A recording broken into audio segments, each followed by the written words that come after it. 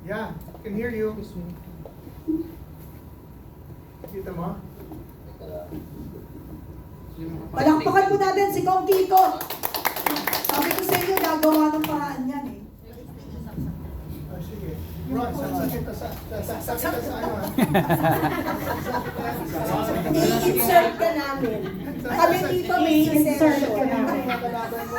Uso rin ang insertion dito. Oo, may isa pang insertion. Dali. Ako, tuwa mga tao dito kapatid. Miyaw-miyaw na daw ang sigaw nila. Meow, meow, meow, meow. Meow, meow, meow, meow. Ayan, okay. Baka picture ko lumabas dyan. May... Dali bro. Picture lumabas niya. May miyaw-miyaw nga. May kasama ka. Baka mamaya magkamali. Dali lang bro. Sa live lang marinig. Pwede na lang. Mahirap ng mic. Kasi naririnig. Naririnig na siya sa live. Hello bro. Sige, try mo. I-click mo yung ano. Hello, testing. Yan. Ayun no. Guys, Okay bro, go ahead. Okay.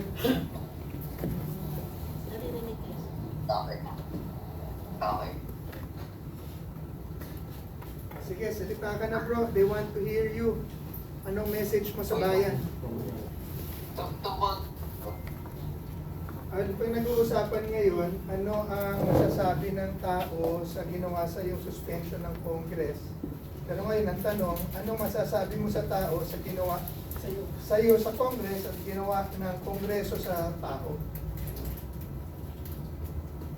Okay, so regarding this, since sabi ko na lahat ng mga previous interviews, bago ko lang na masasabi is, anytime na release yung mga nag-yes and no votes, yung mga yes votes and yung abstain votes. In other words, it's not just, since this case will set a precedent for all future cases, it will be up to history to decide how the people will look into the actions of the ethics committee and how the people will look into the actions of the congressman who voted yes. Any questions? Any question? Pwede kayo magtanong. Kay Kiko. sir, O yan bro, may tanong dito para sa iyo. Sige. tanong ko kanina kung may hakbang ka bang magpasaklolo sa Supreme Court? Mayroon ka ba daw hakbang na magpasaklolo sa Supreme Court? Supreme Court. Well, pag-uusapan muna namin yan ng legal team ko, pero yung magiging case on siguro by 2027, 2028, so it will be a very long case. Pero check muna namin sa Supreme Court. So either way, hindi na makapag-decision within the 2 months of suspension. By the time it reaches the Supreme Court, balik na ako sa Congress. So, for now, there's no plan for Suspension the ulit. Supreme Court. Malungkot kasi sa Congress. Malungkot daw sa Congress pag wala yung meow-meow. Walang miyaw-miyaw sa Sige, go ahead. Para kay Congressman. Sige, go ahead. Hello, Kong Miao. Tanong ko lang po. Nakita na po natin yung numero sa Kongreso na ikaw po ay pinagkaisahan. So ang tanong ko po dito, itutuloy niyo pa rin po ba yung inyong pagpapile ng impeachment against kay Bongbong Marcos? Itutuloy mo pa rin daw ba yung pag-file ng impeachment kay BBM? Well, depende yun sa magiging legal response natin kasi nagkakaroon ng investigation yun. So whether or not the situation will change in the coming months. How about po yung ethics complaint niyo po kay Congressman Puno? Yung ethics complaint mo raw kay Puno, itutuloy mo ba? Committee. So, kahit naman labanan sila, it's still a matter of voting. And hindi pa po ako ng mga sanctions against Puno kasi sila pa rin yung majority of Congress. Okay. Sige, last na question. Signal. Sige lang bro. Okay. lang. May next Last po, question. Congressman Kiko Barsaga, ano po yung komento nyo doon sa suporta na ibinigay ni Vice President Sara sa iyo? O pagkundina ni Vice President Sara sa suspension na ipinataw ng House of Works? Maraming salamat. Ano raw ang... I'm very thankful to Vice President. Very thankful to Vice President Sara Duterte. And Ay, natin na.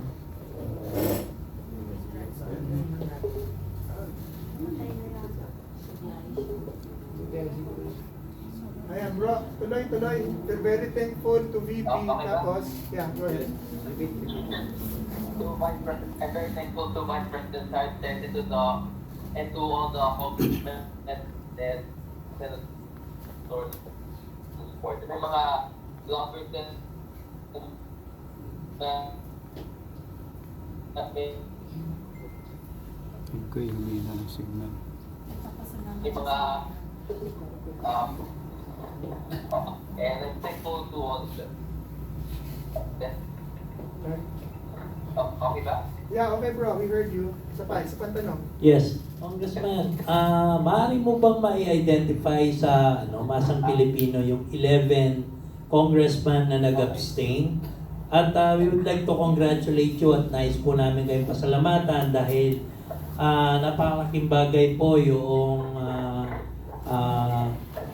inyong naging partisipasyon sa pag-expose po ng korupsyon dahil mabibilang lamang po natin yung mga congressman na naninindigan po para labanan ito, especially may mga nababanggit na mas malalaking Isda. mas malalaking tao na involved po dito. So, again, maraming salamat po sa inyo at nasa mayorya po yung suportang nakuha po ninyo in spite of dyan sa harassment na nangyari po sa inyo. Narinig mo bro? Salamat daw sa ginagawa mo at ang Pilipino at mayorya daw ay nasa likod mo sa harassment na ginagawa nila sa iyo. O ikaw ang nangaharas sa kanila? It goes both ways. Naka-video. Oo, naka-video. Sige, sino pa may tanong? May tanong kaya? May tanong po ako. Dali. Kasi nawawala. Hello? Okay, Bro, ito pa, may tanong pa isa. Yung ating Okay, go. moderator. Kong Kiko, ano po yung pinakita po ninyo is being seen as a lot of people, especially yung mga Gen Z natin, as political courage. So para po ma-encourage din natin yung mga Gen Z na makialam sa politika natin at sa bansa natin, ano po para sa inyo yung marirecommend ninyo na expressions of political courage also between now and 2028? Ano daw ang masasabi mo sa Gen Z to encourage them to do what you're doing from now till 2028?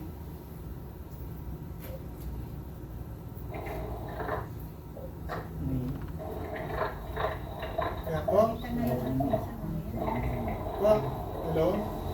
Ito pa siya natubod yung connection. So, ano yung tanong? Ano raw ang masasabi mo sa mga Gen Z na katulad mo to do and show the courage that you've been showing to encourage them? Okay. Well, yung courage is, it all comes from within. So, everyone has their own beliefs and everyone has their own threshold for courage where they will show those in response or even in the face of threat. Kaya regarding doon, makita naman natin yung Gen Z na lalaban sila kung sakaling lumala yung sitwasyon. And habang lumala yung sitwasyon natin ngayon, there's some corruption within the government. Mas lalong dadami yung Gen Z na lalaban. So it's not something that we can force out of the Gen Z.